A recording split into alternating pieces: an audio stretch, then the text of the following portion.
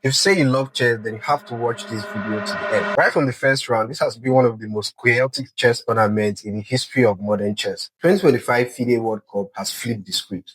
We are seeing giants fall and underdogs rise. But before we dive right in, make sure to give us a follow so you do not miss any future updates. Round one felt normal with strong players like Ukesh, Abdusattorov, all looking comfortable.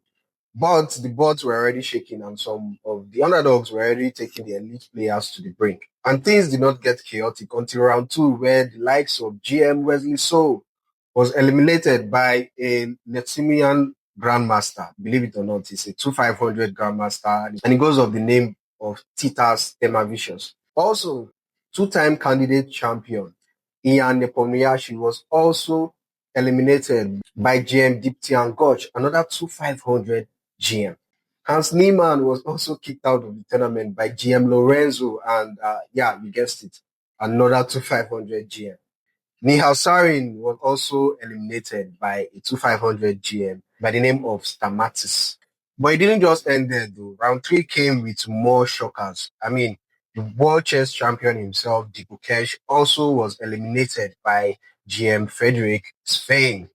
And Anishgiri, who was the fourth seed coming into the tournament and one of the strongest players in the world, was also eliminated by Alexandra Jevchenko. And Nojibek Abdusattorov was eliminated by Jose Martinez, who has been playing extraordinarily well in this tournament. And we are going to check a game by him against a Croatian Grandmaster, Alexei Sarana. So we're going to look at a game between Jose Martinez and the Croatian Grandmaster, Alexei Sarana. Now, Jose Martinez has been absolutely incredible in this tournament. He knocked out Nodibek Abdusattorov and he went on to Alexei Sarana. Now, he beats Alexei with the black pieces in the first game. And I'm going to be looking at the second game, which, in my opinion, is one of the cleanest way anyone was knocked out in this tournament. And the game started with one e4 from Jose Martinez.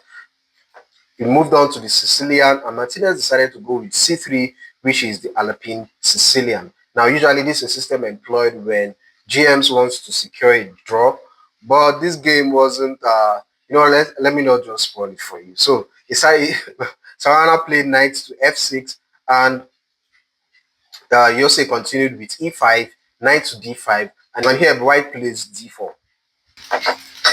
Pawn takes d4 and not pawn takes back, but instead bishop to c4. Now black continues with knight to b6, attacking the bishop. Now, if you're a beginner, you might feel like, oh, there's something here. Maybe white will capture on f7 and have their attack, but there's really nothing going on there. Black can simply capture the bishop, and after knight to g5 check, the king can simply go anywhere. Even g8 is absolutely fine. So if the queen decides to go queen to f3, threatening checkmate, black can simply just defend with queen to e8. And here, even though it feels like white has something, white doesn't really have anything. Black will develop his pieces, and with being up a piece, and that would be enough material to win the game. Of course, Yose didn't do that. He went bishop to b3, and here black continued with d6. Now, the essence of this move is to get rid of this central pawn, which can be a pain in the ass in black's position. And so here, Martinez captured the pawn, queen takes pawn, and white castled. Now, here is the first major inaccuracy in the game. Sarana went for d3. Now, his idea is to have a pass pawn in the middle of the board, but it doesn't really work. And although Yose wasn't, in my opinion, prepared all out of the books for this, he still managed to find the best move in this position.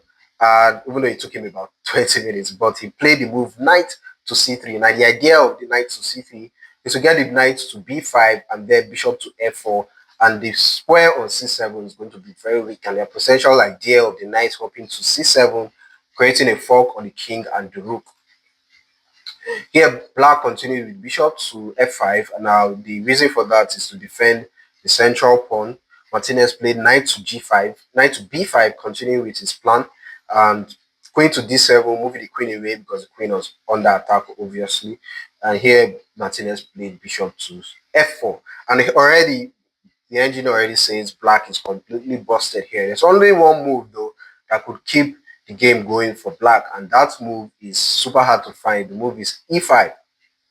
So after, if knight takes e5, it's just an exchange and there's really nothing much for white. But if bishop takes e5, then there's long castle, bishop to c7, and there's always some sorcery type of move, bishop to c5, which is extremely difficult to see. And even in this position, white is a third is still better.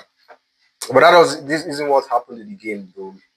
Black made another decisive mistake with rook to c8. Now I want you to pause the video and see if you can find out why this move is not good and why white is completely winning from here. All right, the move is knight takes a6, which is a brilliant move. Now the idea is if the rook moves, yes, this is basically GG's, because knight can simply capture this knight, and whatever he decides to capture, it be the queen or the pawn. Let's say captures with the pawn, knight to e5, hitting the queen and also threatening checkmate here, and the game is clearly over. If black decides to go queen f6 just to hold on for a bit, after bishop takes f7, the queen has to give up herself, and after queen takes, we also will have this check, and I mean black is just completely busted here. You can't really play this game.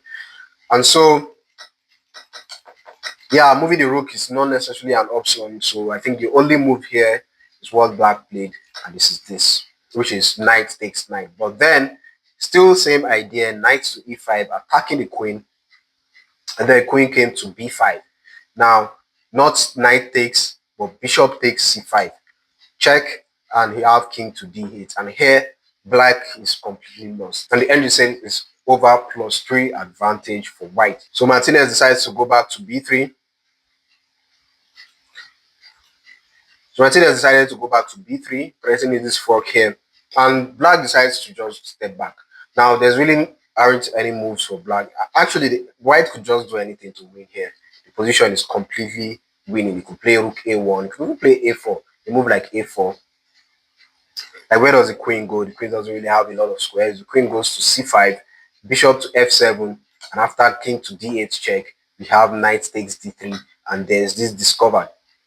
Pawn takes, bishop takes, and how do you defend it? You can't go queen d7, d6 because of this bishop. So what do? You do knight here. But then the rooks come into the game, and how do you defend?